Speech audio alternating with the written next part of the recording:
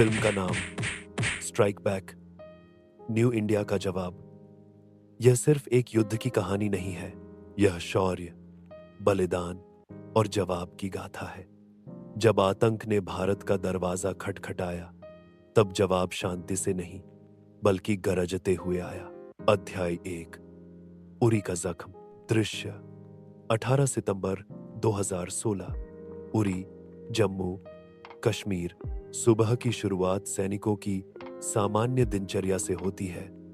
अचानक विस्फोट होते हैं। 4 आतंकवादी सेना के कैंप पर हमला करते हैं। 19 सैनिक शहीद हो जाते हैं। पूरा देश आक्रोश से भर उठता है। हज नैरेटर। इस दिन भारत ने अपने बहादुर बेटे खोए, लेकिन अब खामोश रहना मुमकिन नहीं था। जवाब जरूरी था और जवाब आया। अध्याय 2, चुप्पी में तूफान, सर्जिकल स्ट्राइक। दृश्य नई दिल्ली, प्रधानमंत्री कार्यालय। एनएसआ अजीत डोभाल, सेना प्रमुख और कमांडो दस्ते का नेतृत्व करने वाले अधिकारी बैठक में हैं। प्रधानमंत्री का स्पष्ट संदेश, अब बस बहुत हो गया। 28 सितंबर की रात, कमांडो गुप्त रूप से लॉक पार करते हैं, दुश्मन के इलाके में घुसते हैं। 7 आतंकी ठिकानों को नेस्तनाबूद करते हैं। 40 से अधिक आतंकियों का सफाया। भारतीय सैनिक सुरक्षित लौट आते हैं। उच्च नैरेटर। वे चुपचाप आए, बिजली की तरह गिरे और सूरज उगने से पहले लौट गए। यह भारत की चुप्पी का अंत था और साहस की शुरुआत। अध्याय 3, पुलवामा, जख्म दोबारा।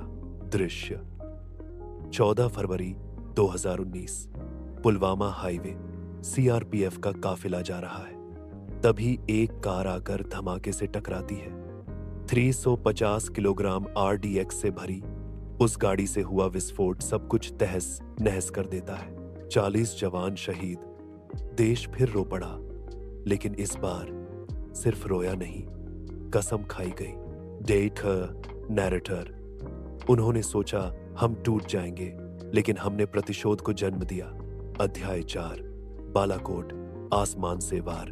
दृश्य वायुसेना कमांड सेंटर। 26 फरवरी 2019, तड़के 3 तर आयम 12 मिराज बे-1000 लड़ाकू विमान ग्वालियर से उड़ान भरते हैं।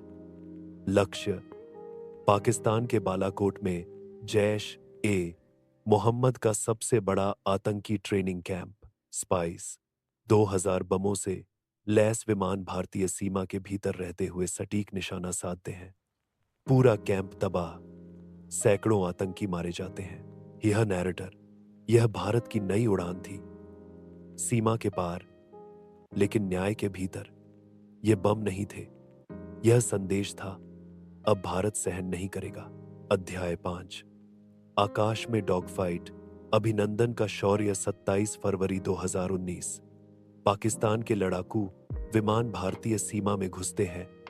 भारतीय वायुसेना जवाब देती है। विंग कमांडर अभिनंदन वर्तमान पाकिस्तानी F-16 को मार गिराते हैं, लेकिन उनका MiG-21 भी गिर जाता है और वे पकड़े जाते हैं। हब्दरहार नैरेटर, एक सच्चा योद्धा, बंदी होने के बाद भी झुका नहीं और सिर्फ इतना कहा, मैं विंग कमांडर अभिनंदन हूं। 2 दिन बाद 1 मार्च को अभिनंदन की वापसी होती है।